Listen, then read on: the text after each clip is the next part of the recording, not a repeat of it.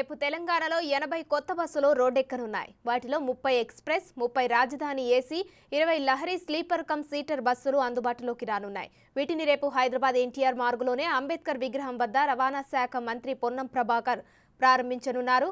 ప్రయాణికులకు మెరుగైన నాణ్యమైన సేవలు అందించడమే లక్ష్యంగా ప్రభుత్వం కృషి చేస్తోందని మంత్రి పొన్నం చెప్పినట్టుగానే అందుకు తగ్గట్టుగా రవాణా రంగంలో వస్తున్న మార్పులను ఎప్పటికప్పుడు అందిపుచ్చుకుంటూ ఆర్టీసీని ప్రజలకు మరింత చేరువ చేస్తున్నారు.